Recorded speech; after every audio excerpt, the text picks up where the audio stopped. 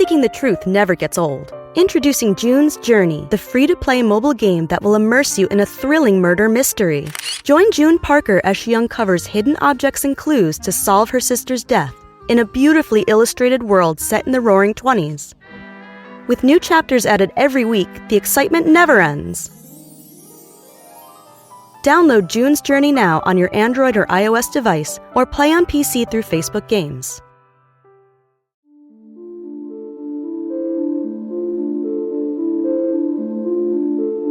All right. So today on the podcast, What Happened to Noah Presgrove, we have one of our favorite people that we've worked with before. People in the true crime world know her as Sheryl McCollum. We wanted to bring her in to find out her thoughts. She knows a little bit the case, but she's been following it, and we've been talking to her offline about the case, but we always go back to Mac to try to get her viewpoint on things. And I'm sure she's going to have a lot to say about the crime scene and a lot of other things. And she's spoken to one of the family members. So, Mac, thank you for being on. So excited to have you on and see your face. We miss you.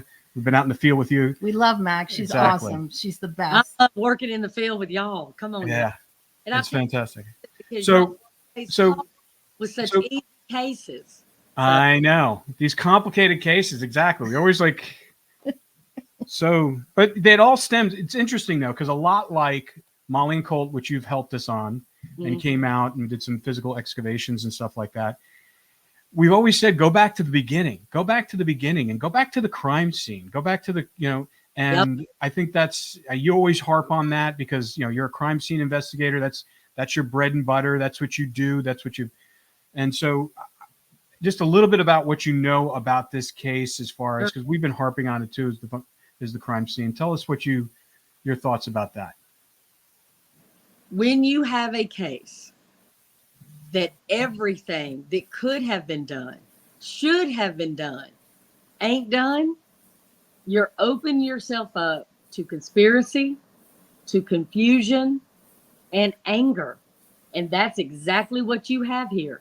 You have got a family that doesn't understand how their loved one is on the shoulder of a highway, naked and dead of at least 10 wounds that could have been fatal. Why was there not an accident reconstruction done? Why was there not geofencing? Why was there not statement analysis done?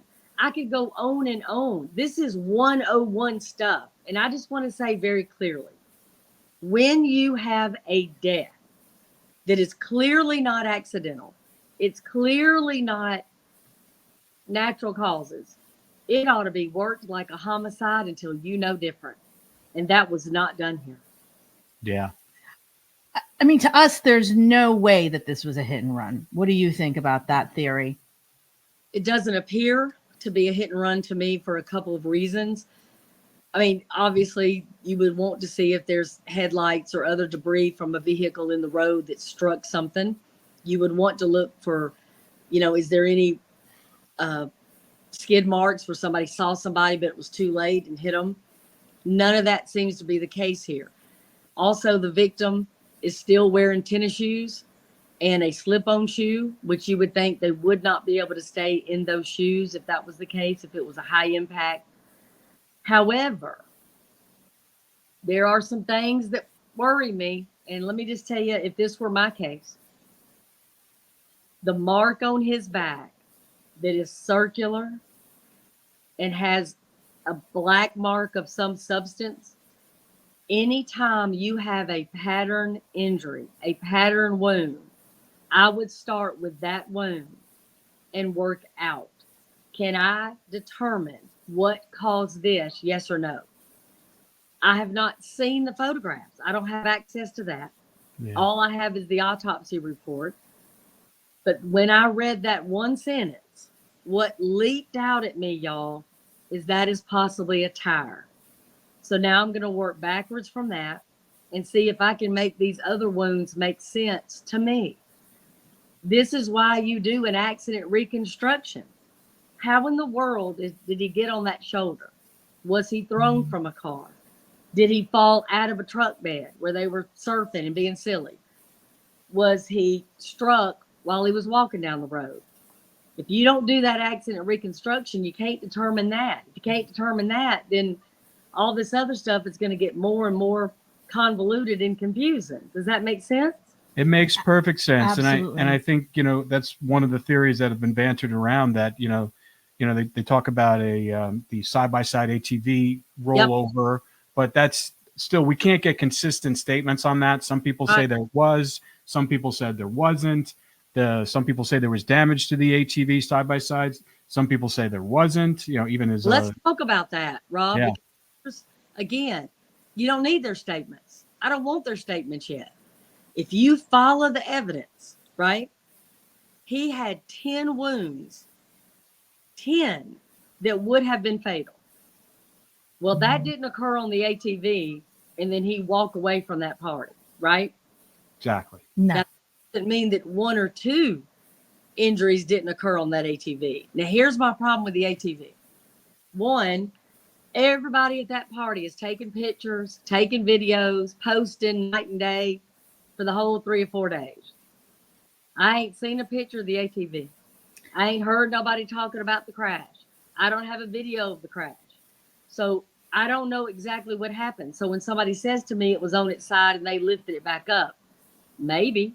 I don't know that to be a fact. I have no proof that that happened. That was one of our biggest things. They were filming everything. These kids are filming and pictures, everything all weekend. If he was doing something like surfing on an ATV, they would have taken a picture. If they were giving him a shower, they would have taken a picture. Absolutely. Okay, so here we go. The ATV, let's say that maybe he's driving. Maybe they claimed he was driving because the person driving doesn't want to get sued. Maybe the person driving was scared. Maybe the whole group of them were scared. But here's what I know. If you got a 4-seater, no way there's only 4 boys on that thing. Maybe Noah was on the handlebars in the front. Because when you've got these bilateral injuries, these severe injuries, if he were holding on and they crashed that thing and ran over him, could that be what happened? Because if he's on the front, they couldn't stop in time. Maybe. Yeah. Well, what's interesting also is that no one can tell us who was in the side-by-side. Exactly. No, there's we can't get it, because if you would say, there weren't that many. We hear who was at the party, but no one can tell us who was in the side-by-side crash. Who was there? Okay, but just imagine you're at a party. Everybody's been drinking and having a great time for 4 days.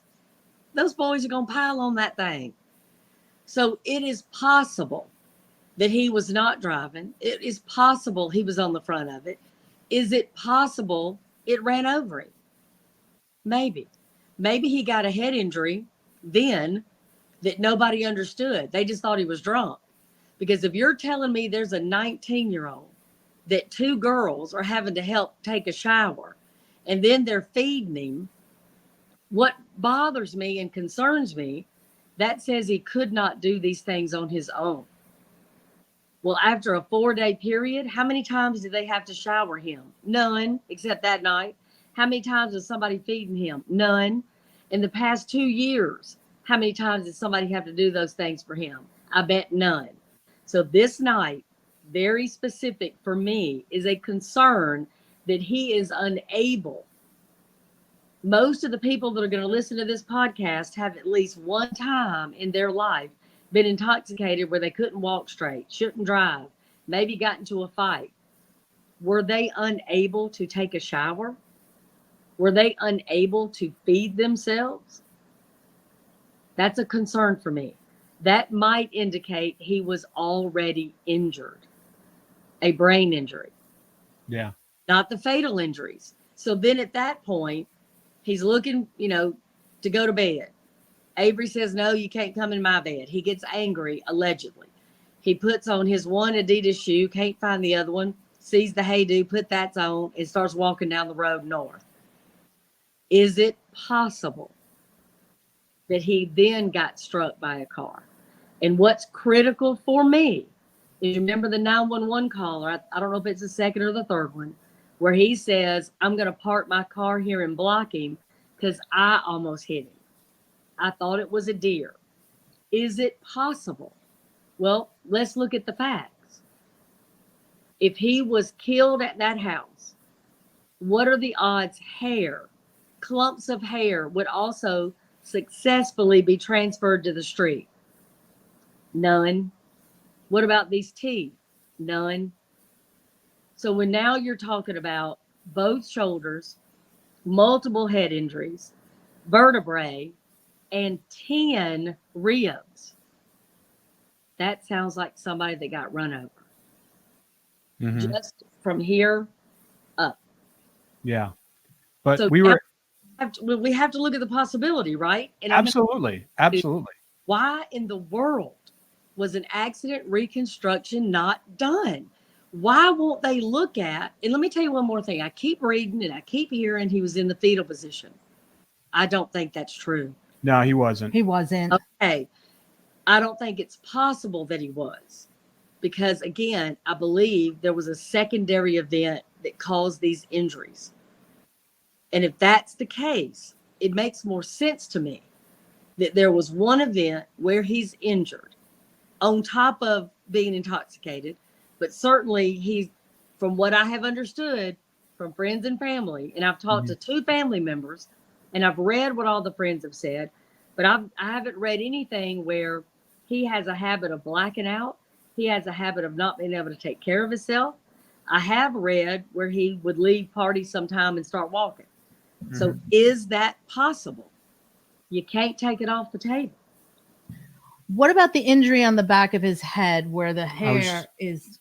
Yeah, I want to share something with you, because we heard a recording with someone who was at the scene. I won't say who it was, but they described it to the people that they were describing it to, that the head wound, and he actually used a personal experience that he had when he was a younger person, where him and his friends would do like horrible things to, like raccoons, and they use golf clubs to kind of,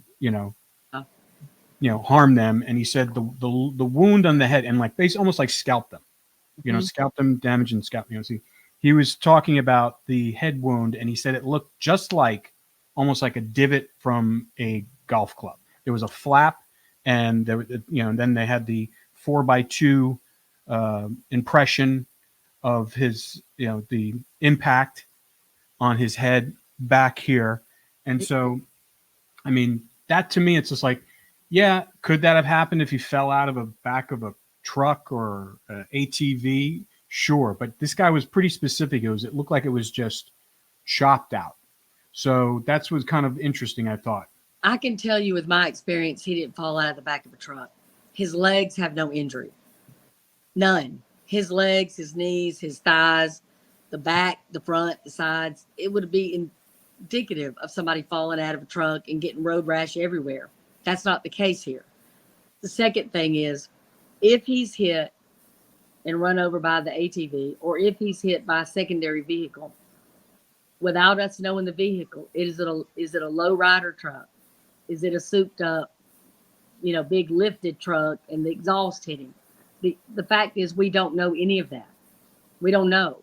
But what I do know is near his body is a molar. Y'all listen to me. That ain't a front tooth getting knocked out. That's a molar. You're talking about at least 5 or 6 teeth back in your head. That don't happen without severe just pressure, right? So what would cause that would not leave an imprint? So I worked a case where a guy was beaten with a golf club. It was obvious it was a golf club. Mm-hmm. Lines and marks all down his back and on his arms. You could see the imprint. If we don't have that conclusively, then we don't have it. Yeah. And the thing I tried to explain to the family, I don't have the benefit of seeing it. I'm taking somebody else's opinion that it makes this mark or whatnot. I'd like to see it myself. But I'm going to tell you again, with cars going by that body, with 2 clumps of hair being there, that didn't happen in transport. Those teeth did not fall out in transport. Something occurred there on the side of that road. And if you follow the evidence, you have Noah's body, teeth, hair, shorts. Follow it. Something was moving when that happened to him. And again, you've got the mark on his back, which is the reason I don't think that he could have ever been in the fetal position. I think the arms are going to be in different positions. I think the legs are going to be apart because something hit him, is what I think. But again, I can't be clear enough. I know. They have shared nothing. I know. Nothing. But when you read that autopsy report, and I have seen the markings on the street or the highway, off that highway right there at the shoulder, you know, the railroad tracks are west, he's walking north, and then there you have all the evidence laid out. Yeah. No, it's interesting. I mean, it's like, you know, the only thing that we kind of, you know, talk about is the fact that, you know, the first sheriff deputy who showed up, you know, he was kind of preaching that it was a hit and run. And then when OHP showed up, they immediately, because we know the, you know, the OHP officer who showed up, and he said, he goes, I've done tons of traffic hits and stuff like that. And he goes, it didn't look like a hit and run. You know, it definitely did not hit. And then the family showed up, the brother and the father showed up, and they said it looked like he was just dropped there. Mm-hmm. So it's like, and that's interesting. Hit and run and running over somebody who's already on the ground are two different things. Say that again. I'm sorry. A hit and run and running over somebody that's already on the ground are two different things. Exactly. So you wouldn't have debris. You wouldn't have the road rash, right? You wouldn't. So if he leaves that party on foot, which is what some people have claimed, and he already had a head injury from the ATV, got a mile down the road and collapsed, is it possible that somebody couldn't see him and ran over it? Absolutely. And go back to the 911 caller. He's already on the shoulder and he almost ran over him. That's his statement, and he ain't got a dog in the fight. Mm-hmm. So that to me is a key statement. The other thing that is key are the injuries that are not there, that should be there. Again, I've never worked a hit and run where the person was not injured on their hips, their thighs, their knees, etc. Never. It's not possible that a car hits you while you're standing up and the lower extremities don't have some injury. He doesn't have that here. Yeah. So, I mean, to me, that's something that you've got to look at, that law enforcement, by doing a crime scene reconstruction, could answer some of these questions, even for themselves. Because, again, keep in mind what you have. You have law enforcement that calls it suspicious. You have another agency that says, hey, we ain't working a homicide. And then you have a medical examiner that says undetermined. I know. How do you sit with family? How do you possibly sit with them and basically go, yeah, we don't know. That's why we're doing this. oh, yeah. Of course. I mean, that was rhetorical for y'all. And I know. It's just, but it is. It's crazy. Mm-hmm. It's like, how do you do this? Just say, okay, well, we don't know. Yeah, we don't know. And we're going to let that hang that way for a year or so. What about him being naked and the shorts? We're going to harp on him being naked, which I understand. But the reality is he was only wearing shorts. So there is no shirt. There is no underwear, right? There are no socks. So we're harping on that. The reality is, again, if you look at the teeth, you look at the hair, is it possible that if he were hit, they could have just been drug off? I've heard there's no injuries to the shorts. I don't know if that's true. I haven't inspected them. I don't know. Let me tell you something, because there's two pair of shorts in question here. Okay. There's a pair of shorts that they said he was wearing at the time that they said was in the middle of the road. The white. Okay. The white. Yeah, they're white and gray, and they had like Comanche High School on it. They were wrestling shorts. Then there were shorts that he was actually wearing throughout the weekend, a pair of black shorts, which we physically saw, and up close and personal, and they were damaged. They were tattered, and there was actually a cigarette hole burn there. We don't know if it was a cigarette, but it was like a burn hole. Mm-hmm. But they were tattered. Okay. Right? Those were also shorts that were found. on at the Yeah. scene? Well, we've We had don't- witnesses say that they saw him Okay. Yeah, wearing black shorts when when they went down there first. Exactly. We heard that from his friend Jack, who went to the scene, one of the first kids to the scene, when he saw that there was Rhodes' car stop by in the shoulder. And he said that Noah was naked and he just had the Hey Dudes and the shoe. He said he only had one shoe on, when other people say two. And this is the problem with the whole case, just the misinformation. And then he said he saw those white Comanche shorts in the middle of the road. He actually went out and physically picked them up and put them in his bed, his truck of his bed. And then later on, picked them up and then put them next to Noah's body. And then after that, I'm sorry. I know. I'm sorry. And then when the other friends came, like about 15, 20 minutes later, he was magically wearing black shorts. So it's like, what's going on here? I mean, it's like, this crime scenes. One, was this child never covered up? He was covered up. I can't remember if he was covered up. When the friends showed up later on, he wasn't covered up because the one friend went to go back to his Jeep to get a sheet or a blanket to cover him up. And then they told those kids, get out of there. Mm-hmm. Some of the people that were there, like the people who told them. One of the friends picked up the shorts. Yes. Which tells me you've got somebody inside your crime scene that doesn't belong there, should never be that close to him, shouldn't be able to see what they allegedly saw, what they're stating that they saw. Exactly. I also heard that Jack's father showed up and even pointed out and or picked up one of the teeth. There's some confusion there, which again is what I'm telling you. When you don't do it right, it leads to confusion. It leads to rumor. It leads to conspiracy. It leads for everybody to say law enforcement doesn't know what they're doing. It's home cooking. They're covering something up because you didn't do it right. Yeah. I mean, for these kids not to have their phones taken, for them not to be interviewed immediately, the ones that are 17 and above, that should have happened that very night. The side-by-side should have been taken. To not think forensically on that. Yeah. I mean, they eventually took everybody's phones and they did question them. I think I'm not sure when it was, but it was, I don't know if it was a week after, 2 weeks after, but to me, it's just like, that's crucial time. It's crucial. Take everybody's phone? Excuse me? Did you say they did take everybody's phone? I don't know if they took them, but they scanned them. We don't know. Not everybody. The one kid that offered his phone, a young guy named Caden Pressey, I mean, he wasn't questioned until like a month later. But he had to seek it out. They didn't come. He basically goes, don't you guys want my phone? Don't you want this? And then just recently, he reached out to him again, like about a month ago, and they still didn't want his phone. They didn't want his information.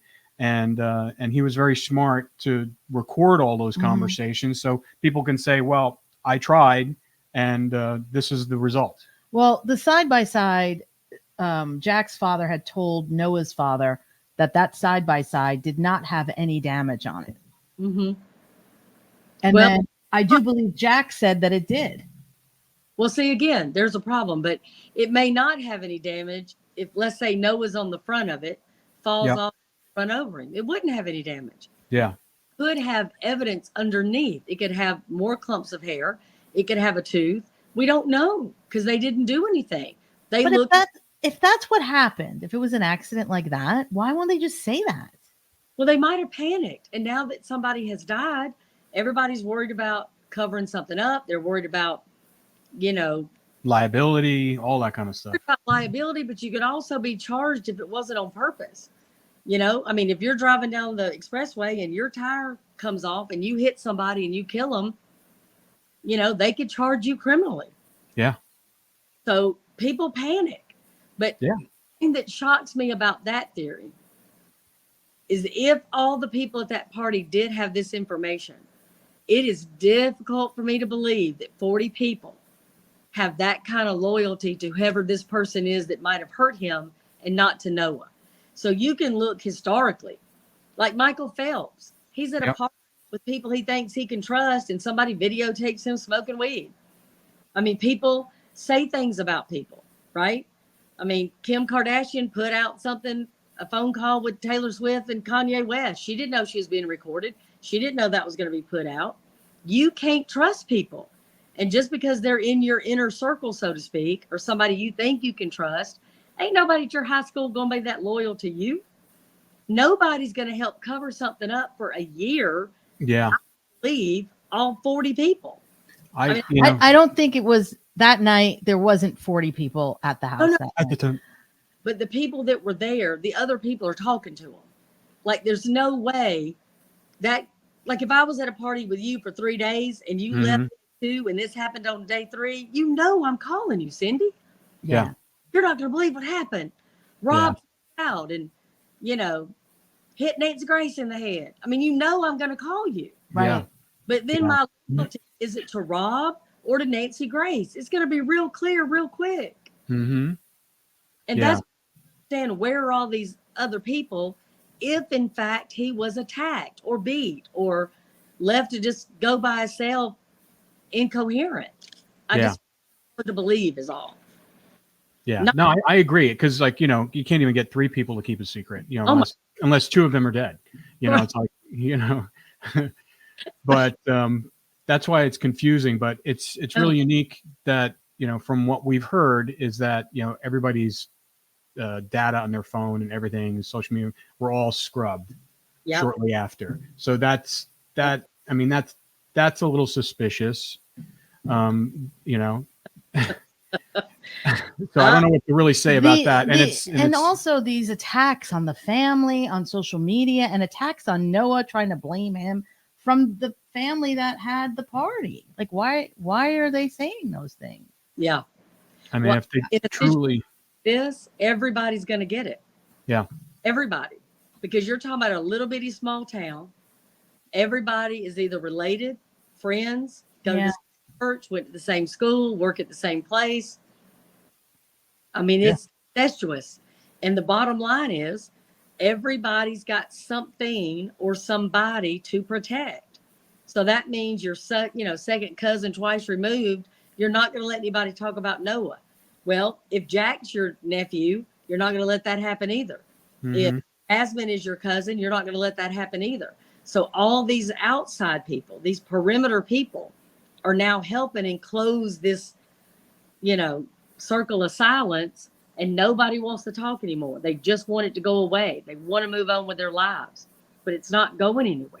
No, that's the thing. That's the thing. Because there's so many questions. And I think you brought up a lot of great points about, you know, the body and the placement and, you know, the tooth. Because you're right. Yeah. Molar takes a lot to knock out a molar. A lot. You know, you know, so and it was more than one, I think. I mean, those cars whizzing by, that hair would have moved. So again, I just question so much. I wish they would reach out. I wish they would let some of us really get in there and help. Because one of the things, if you start looking at the timeline, I know y'all know it like nobody's business, but if he starts telling that one kid at 1:42, you're like, slap me. Like, there's a little bit of that playful aggression, but still kind of aggressive, right? And if he slaps me, I'm going to chase him, and maybe we're, quote, play fighting. You know how they do. But then by 2:40, Avery's posting something about the crash, but there's no video, and now it's gone. There's no other pictures from all these other people. So now you're a little confused. Well, then, what is it, 3:41? They're posting Noah's missing. Well, you posted that while smiling. Who knew that? Where is Jack? Where's Caleb? Where's all these people? You can't just say I was asleep. You can't say I didn't know. Enough people knew for that young lady to post he was missing. I know that's the thing was weird. That I found that really bizarre. I mean, it's almost like it's a timestamp, and we did find out that you can manipulate timestamps in Snapchat. So that's, you know, it's not like burned in there. So was that then, or was it another time to kind of? I mean, it seems like they're kind of creating a narrative right then by posting that. Okay. So now you have 2 hours from when she posted it to the 911 call. What we don't know is how long he was on the side of the road. Exactly. Was he there 30 minutes? Was he there 2 hours? We don't know before that 911 call, right? Mm-hmm. So from 3:41 to the 5:46 or whatever it is, again, they should do a geofence. They should know who went right by his body. I think they're doing that. That's what we heard. They are doing that. But also, Jack had texted someone that Noah had passed at 4 a.m. And he said that law enforcement told him that. But we asked law enforcement. They said they don't know what time he passed. They wouldn't know unless there was an eyewitness or somebody that came forward to say, I thought it was a deer, but now I think it was him. Yeah. But even then, you don't know the exact time. There's no way. I mean, you can guess it. I mean, I'm sure a medical examiner or coroner can guess the approximate time of dead based upon 30. what happened to the body. Yeah. But but what's the window? Is it like within an hour or 30 minutes? For a medical examiner to tell you time of death? Yeah. No way they're getting within 30 minutes. I was going to say. Not happening. I mean, it's right. So we know that maybe wasn't the case, but we know from the autopsy report that rigor was present. We know content's still in his stomach. So again, there's things we do know, and we give you a time frame. But again, that's one of those things. A totality is what you're looking for, not an absolute. Yeah. But I think if you look at the timeline, you look at what was said, what was not said, and if you say to yourself, okay, they gave this child a shower, how long would that take? 15 minutes? And then they fed him some yogurt. What is that, another 10? And made him some ramen noodles or something, allegedly. And then he wanted to get in bed with Avery. That's another 5 minutes. She says no. Then he gets his shoes on and he's leaving. And he's got to walk a mile. Well, if he's somewhat delirious and intoxicated, walking a mile might take him 30 minutes. Yeah. So, it's a distance. We've been there. We see from the house, it's like, it's not around the corner. Not around the corner. So if that's a solid hour, he could have been there an hour. Yeah. And again, without law enforcement doing every single step necessary. And y'all, I'm not asking for some latest, greatest technology. This is Side 101. And again, when you have a suspicious death or a death that you cannot readily explain, you work it as a homicide till you can prove differently. Yeah. Yeah. Well, you said something about the ramen noodles and the yogurt. All they found was brown liquid in the contents of his stomach. Right. So, so there's, did they feed them ramen noodles and yogurt? That's why I brought it up, because the content is there. No, it would have been there. We've talked to, I'm saying the contents of his stomach was there. They saw it. They noted it. So it appeared to me, again, where's the pasta? Right. That's what I'm saying. They would have seen it. Mm-hmm. They would have seen the pasta for sure. Mm-hmm. And it wasn't. They didn't see it in his stomach. Just brown liquid, which was probably beer. Or alcohol. Yes. So many confusing things. But that's going back to what we said before. It's just when they don't freeze that crime scene and they don't, the officer on duty at the time, he went to the house to look, but he was more looking for car parts and stuff. But the house is pretty far away from there. It's like an L shaped. There's a big field in between there. There's railroad tracks and there's a dirt road. So, I just don't understand why when you see someone dead on a roadside and they came from a party that was around the corner, like a mile away, why wouldn't you start questioning people right then and there to find out who was the last person that saw him? No one goes anywhere. Do it right then and there. Check the scene. Even if you don't have a warrant, you can check the outside of the scene. Most of the partying was done outside underneath the patio based upon the videos. Why wouldn't you do all those things? And I just think they weren't equipped to handle it that way. And, I don't know what they were thinking, but everybody that we've talked to from a law enforcement perspective has kind of said the same thing. They missed that window of opportunity, and you can't put the genie back in the bottle after you walk away.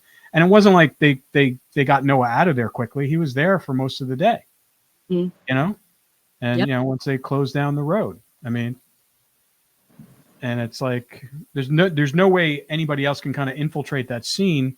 It's middle of farmland, and there's one road, 2-lane highway, very shallow shoulder, Yep. So it's just confusing. I mean, we did have a witness come and say that she was driving home around 5:30 ish, and she saw, earlier than that. maybe it was like 5:15 ish. I thought it was around 5. Anyway, she was driving home early, like maybe before 5:00. And she saw 3 people on an ATV that pulled out and scared her from that location where he was found. No. And that's what I'm saying. That is starting to make more sense to me. I believe, honestly, the ATV ran over him. I do. I do. Yeah. I think the injuries dictate that. I think, again, you start with the pattern injury and you work out. The injury to his neck, spine, lungs, he didn't walk after that. He didn't walk after that head injury. He didn't walk after the 3rd head injury. He didn't. So, it's a horrible, sad, gut-wrenching situation. And every single person just about in that town is affected. And so you would think at some point somebody would come forward. Yeah. I mean, the thing that I think, in addition to the crime scene not being fully addressed the way it should have been, the other thing that is the reaction from the people who were at the party and their actions was a little bit surprising too. The fact that, from what we've heard from people that were there, that, there was some crying, and then they just went straight to bed. They cleaned up the place like crazy. There was just, bleached it out. They hid there was 3 weapons. There was a shotgun, a bolt action rifle, an AR-15 that what you can see one of the kids in the video is holding in the background when they're doing the little slap thing. So they gathered those up. It just seemed like if there was nothing really going on, why do all that? Well, there's a whole thing that we do when we work a case, and pre and post behavior is part of it. And that's a big, big thing. What were people doing before? What were people doing supposedly during, if you have that window? And what are they doing after? And it'll show you. It'll show you clearly. If nobody's calling his cell phone, nobody's driving around looking for him. If he's missing, nobody's going after him. Nobody's on that 4-wheeler going, hey, Noah, come back. Don't be mad. You can talk to Carter if you want to. That didn't happen. You got supposedly the 2 sisters on the porch arguing. You've got people cleaning up. You've got people, again, I just went to bed. Do their phones indicate that? Yeah. Did social media just stop like an iron door? Exactly. Everybody sleep at the exact same time. Look at the Idaho situation. Several might have been asleep, but one is ordering DoorDash. One's on their phone playing a game. That's normal. There's no way 12 of these kids went to sleep at the exact same time. And no phone is there. No. That's me. It means something. And again, if you don't do everything, this is what is going to happen. And I try to tell young rookie detectives, listen, you think this mama is a pain in the butt? Wait till you have a mama that ain't got no answers. Her phone's going to ring every day. And then they're going to call people like Rob and Cindy.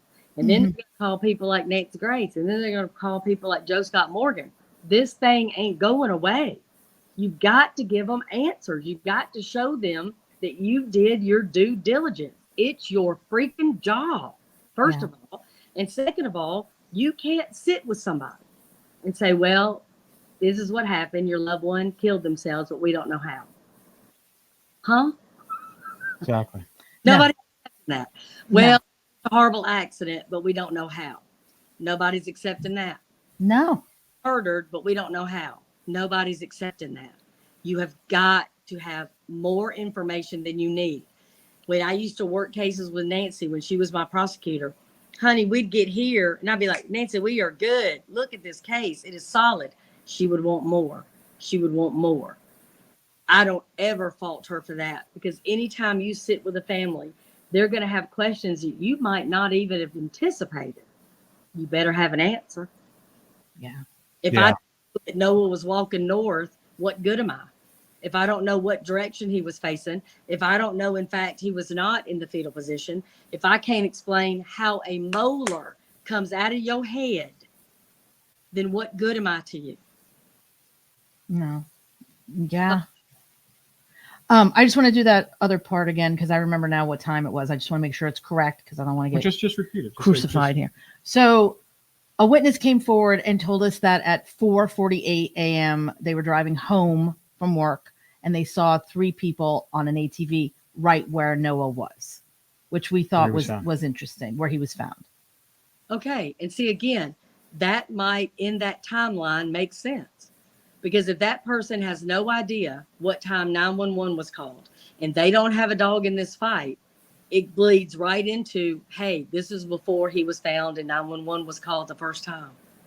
Yeah. And then what was interesting too is that we were told by Caden Pressey when we interviewed him that earlier on, I don't know what time, but way earlier on, when they were driving around in the side-by-side, they did jump the railroad tracks. And nothing happened though. So, and if you look when we were down there, how railroad tracks are just kind of like elevated above the ground a little bit, and there's usually like a slope up to them and a slope down, and there was farmland right behind it, and then you have a slope down, then you have the shallow shoulder, and then Highway 81's right there. Well, it's funny because Dr. Laura Petler and I told her that. I said, I can see railroad tracks from the one photograph of the markings on the highway. And I said, that might be why his skull had that impression, because those tracks, if he hit it just perfect, again, if he fell off and then they panicked and said, hey, we got it. And they kept going, right? Because perpetual motion, they went a little further. They're now toward the highway. Did they go get him and try to carry him down? Is that when the shorts came off? Like, I don't know. Exactly. This is why they should go back and they should measure everything and they should take that impression. And they should go back and say, hey, you're not going to believe this. But the 4x2 is making sense to me right now. Yeah. Yeah. And he had like clumps of grass inside the hay dudes as well. Right. Which I thought was interesting too. Me too. What could that be from? Again, if you look at from the railroad track to the street, if they were carrying him and one foot was dragging because they had the other one and maybe had the shorts and that's where the shorts came off. Again, who knows? But he supposedly had 2 different types of gravel, one in the shoulder, one in the buttocks. That should have been taken from the scene. I would have scooped up gravel from the road if I thought the railroad tracks were involved at all and that had gravel up there, which usually it's a little bit larger gravel, but whatever. Yeah, it's big chunks of rocks. I would take that too, though. And I would at least be able to show this doesn't match or this does. No question. I would also, let me say it again. I'm sorry, y'all. I would have also scanned that whole area. Do I see any tracks from an ATV? You can see the impression in grass. It's not hard. Is any fresh? Yeah, and now you can't do that because they have a cross there. A lot of people have been walking in there. It's like a little memorial for Noah there. So it's completely not intact. But if you look beyond just the left to the right of it, it's pretty grassy. Big clump, Sure. But again, all of that should have been done. Yeah. What advice do you have for the family on how to deal with law enforcement at this point? Well, I spoke to them at length just last night for the last time, and then we texted a little bit this morning because, again, I didn't want to say anything and them not know what I was going to say. I wanted them to understand with my limited visual report, which I don't have anything except the markings of where he was on the highway and then the autopsy report. I think they're doing the right thing. I think that they need to keep communication open with law enforcement. It is difficult not to get angry. It is difficult not to get impatient, but this is a long game. This isn't a quick, easy fix.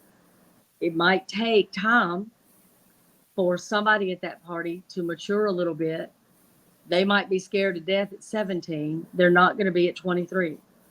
It might take somebody, hey, I got in trouble for this, but I'm going to give them that to get out of trouble.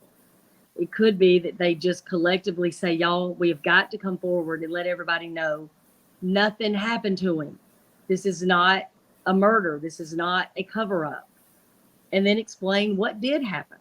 This was not some magical, hey, just, there's no way to say it politely. Yeah. Again, law enforcement has the brunt of the responsibility here, not this family. Yeah.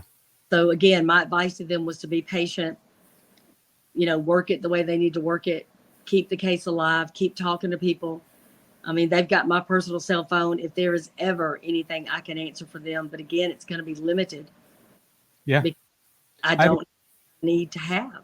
Yeah. I have a question for you. Cause when we went down there, cause they were talking about, they said there was a blood stain there and there's like a spray paint mark around it right now, but how long would blood be on asphalt? Asphalt is porous. It's going to seep in immediately. If you've ever been anywhere where you're hiking and you pour water, it just almost goes away immediately.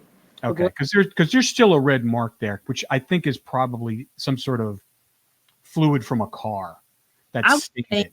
Cause it's been a time with wind and rain and flooding, and I'd like to see it. Yeah, It didn't look like. I mean, I looked at it. I actually touched it. I mean, it's like I couldn't even scrape it.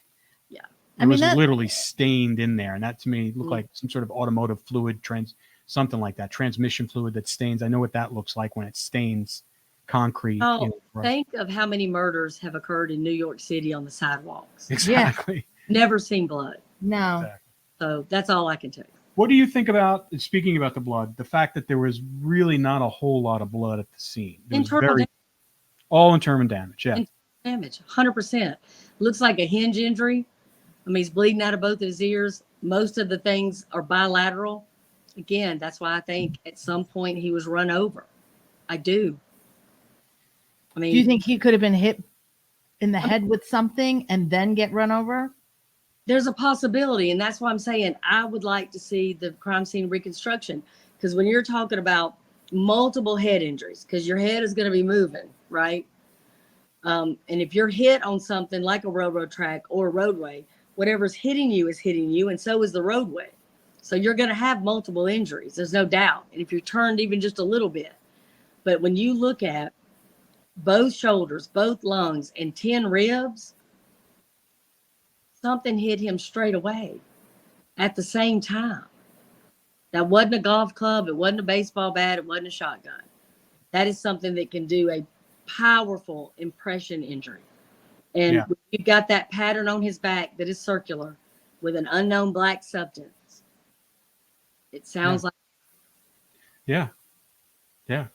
Very well could be. Well, we always, like, our first impression that it was an accident, that and the young kids at the party freaked out and didn't know what to do.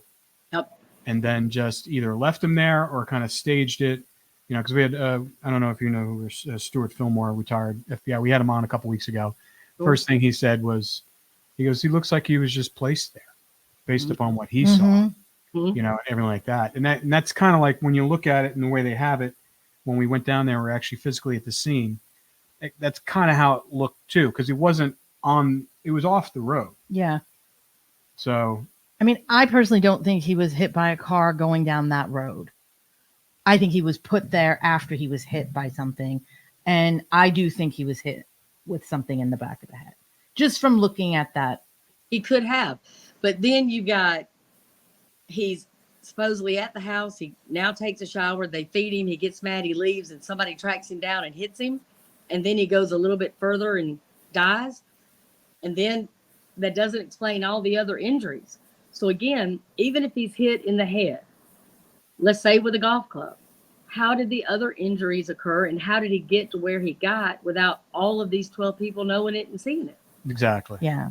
I mean, his injuries, 10 that are fatal, yeah, moved from that spot. And I'm telling you, if you take somebody in a car and drive them a mile and toss them on the side of the road, their molar ain't there. Their hair ain't there. It's not. It's right where something major happened to him. Yeah. No, I agree. It's definitely, it's a gigantic puzzle. It's confusing. It's a puzzle that they could put together if they wanted to. Yeah. Yeah. But again, they had the photographs. I know how he looked when they got there. They know exactly from the autopsy what the injuries look like.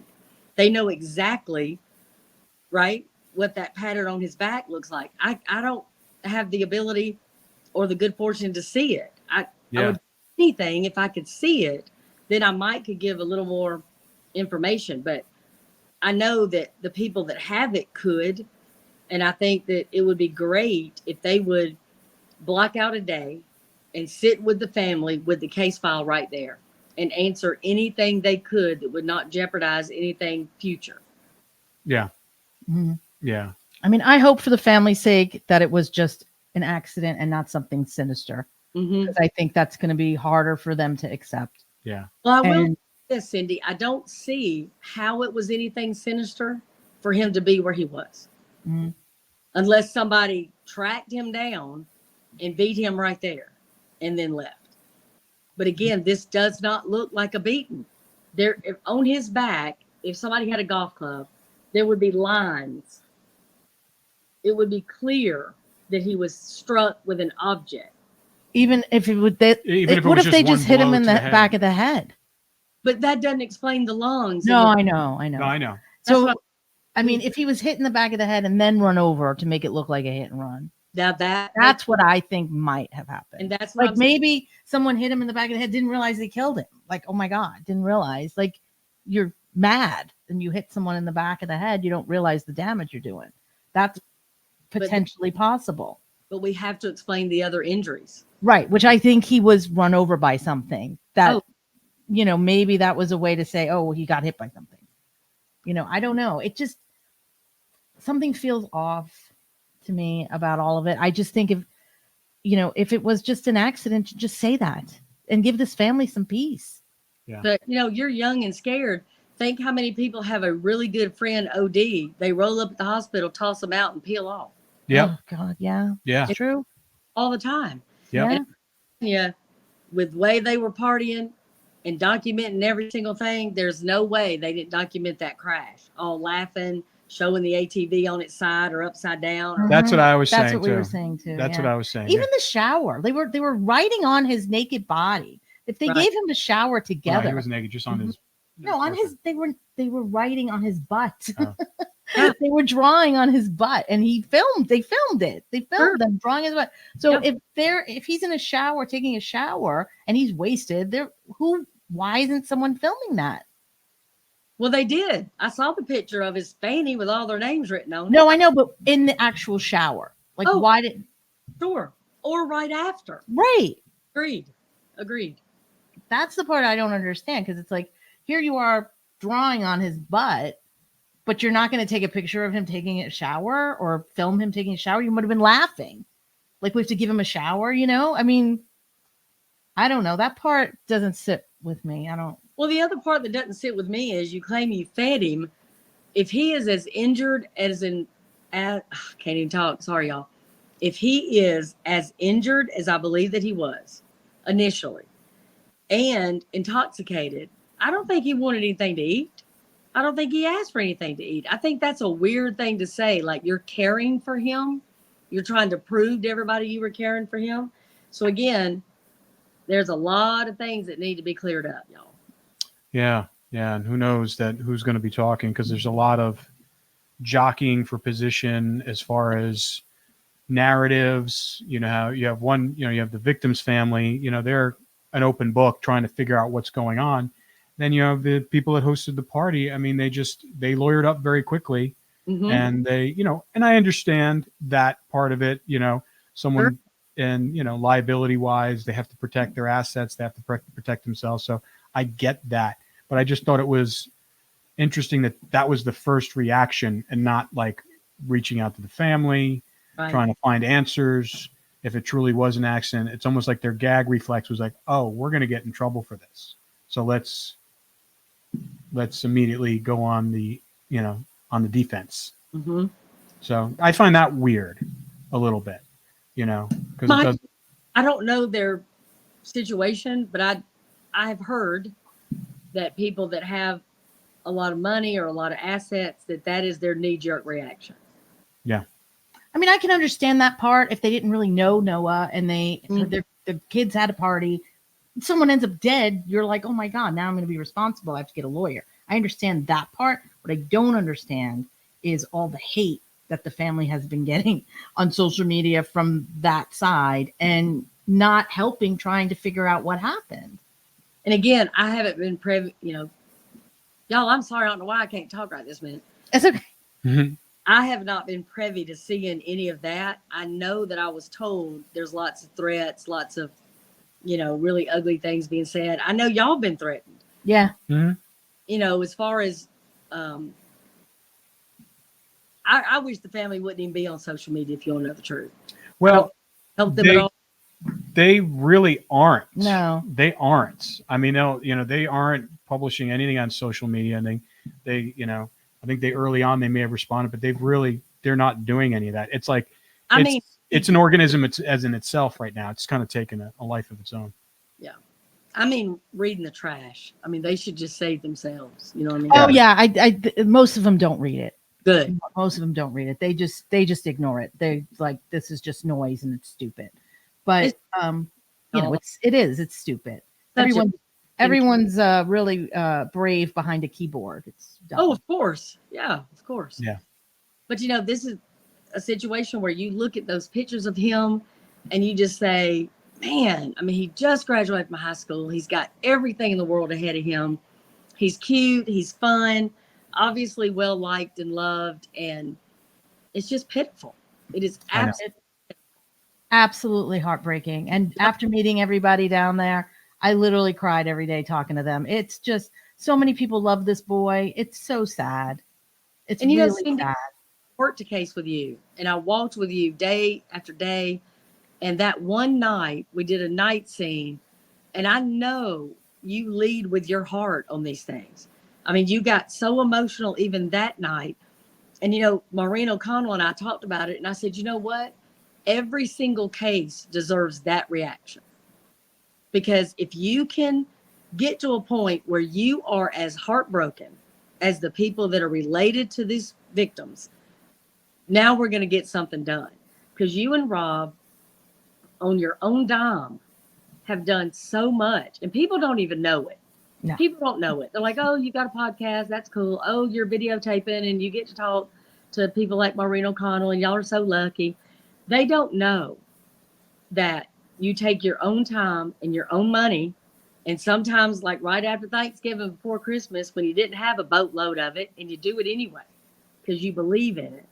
And I think this is a situation where I told the family last night, I told both of them, I said, listen, I know what Rob and Cindy are about.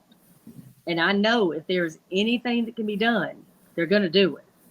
And I am right here to help them if I can with the limited physical evidence that we have and the limited things that were done forensically. But again, I just appreciate y'all. And I just wanted to say that out loud for anybody that was listening. Well, thank you very much. Right back at you. We love you too. You're amazing. I mean, honestly, it's such an honor to work with you on that, Molly and Colt. And now if you can help us with this, it really is. Because it's so confusing. And it just we literally, our phones are lighting up since we started this every day, like at least 10 or 12 times a day. I was told about 20 years ago by Chief Eddie Moody that homicide ain't ever complicated, that this ain't Agatha Christie. And if it is complicated, it's because somebody did not do their job. Yeah. Yeah. Unfortunately, I think that might be the case. And like we love OHP. We love the guys down there, but I just think that it just wasn't done the proper way in the beginning, especially when they knew that it looked suspicious. Like you said, it should have been treated like, a suspicious death. And when you have that, it's a totally different ballgame. Well, let me say this. If it was a naked woman on the side of the road, it wouldn't have been suspicious. It would have been worked as a homicide. Really? Why Really? would a 19-year-old boy be any different? He Huh. should. No. So why do you think? Why do you think it would have been treated differently if it was a naked 19-year-old girl? Well, think about it. Why would a woman be naked? Your automatic thought would be what? Rape. Rape. So you already have a crime. And now she's on the side of the road dead and naked. Obviously, you're going to work that as a homicide. Why would you not do that for a 19-year-old boy? You should. So if I were to ask you, hey, I got a 19-year-old girl on the side of the shoulder of Highway 81, dead, looks like she's got a bunch of injuries, but not a whole lot of blood, and she's naked. Homicide. Homicide till you can prove different. Possibly a sexual assault. So we're going to handle it that way. Just because you change gender does not mean you go, well, it was probably an accident. He probably fell out of a truck. It doesn't add up. So I'm just saying again, work it as worst case scenario until you see, oh no, I get it now between the witnesses, the injuries, the statements. I get what happened here. Well, we don't have that yet after a year or more. So last question. The medical examiner's report, it was released in May, like almost 8-9 months later. Why do you think, because they don't have to release that, do they? Why do you think they released it? And why didn't they make available to at least, because Noah's family has a medical examiner in the family. And she requested the photographs and she was denied.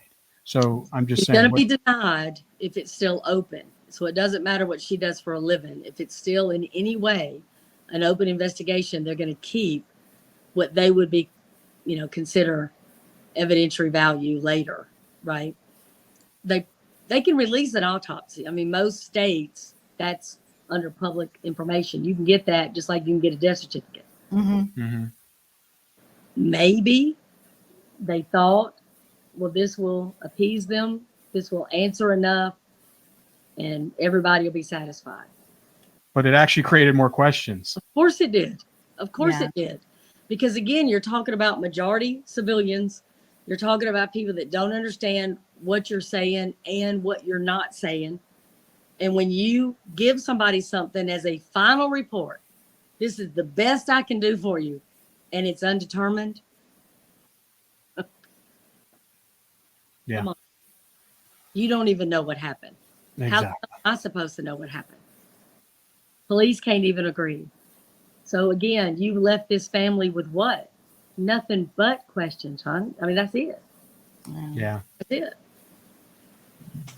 Oh, well. Well, listen, thank you so much for your time. Mac. Of course. And definitely, we're probably going to be looping you in on some other questions we have as the more information we get. And then, but once again, appreciate your brain and your tenacity. And your experience and your...